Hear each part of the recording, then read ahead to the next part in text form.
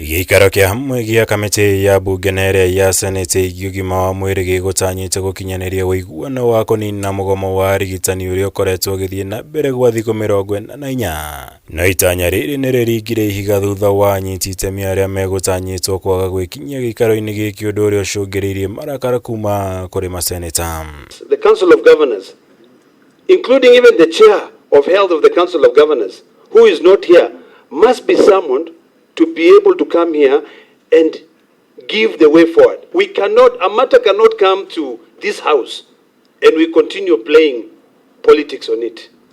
If these stakeholders who were invited were serious, they would have been here to be able to resolve this crisis.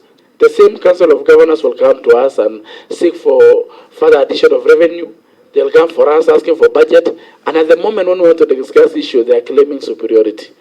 Chair, we want to tell them shame on you, because these are very sensitive and serious matter which should be taken serious by each and every stakeholder in this sector.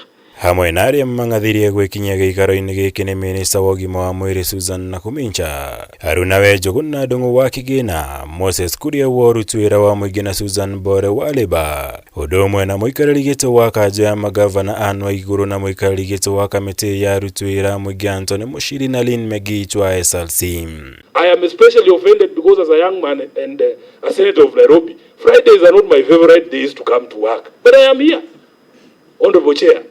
That she has chosen to stay away, to run away from me. I want her to know that today she has lost my support.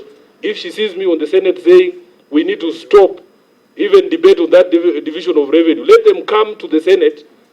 We will debate that bill when they are seated there, after we finish discussion on this question of doctors. And if it is true, the way Senator Sifuna is putting it, that Chair COG is watching these proceedings from the comfort of our office, I'm telling you, shame on you, Iguru. Shame on you. Ministry ya Ugima wa Mwiri na ya Kigina na kuri uguo ni igutumite arugamiriria acio na marua ma gucunga muherane kwa gwikinyia giikaro-ini giki. Undu uria naguo utanamukirwo wega ni kamiti ino iria hinyiriirie no nginya mekinyie ene niguo kuheana mwerekera. I think we in Parliament have been lax to invoke the necessary standing orders and powers of government, not only to summon, but actually to indict them and even impeach, so that they can take the seriousness of Parliament. Undu uyu na kuri uguo ndunahura arũgamĩrĩri ciama cia arigitani aria megwikinyĩtie giikaro-ini giki makiuga maya nimo maundu maria makoretwo making'ethanĩra na mũrĩre aria othe marageria gwetha kihonia kia mateta mao. You go to the county, they tell you it's national. Go to national, they tell you it's the county. Finally, we come to this neutral arbiter, they don't show up. We are going to stay home, despite the canes, the threats, and everything. We will stay home until the government, both county and national, come from the strike that they began 7 years ago. We are not going back. And they should not continue threatening our members to go back to work, because then it will not resolve our issue.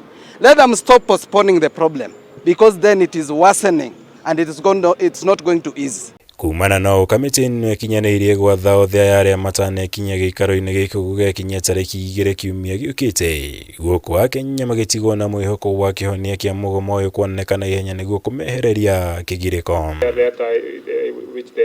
Ngirivotera Kameme TV, Njitugo Mwaura, Wagunya.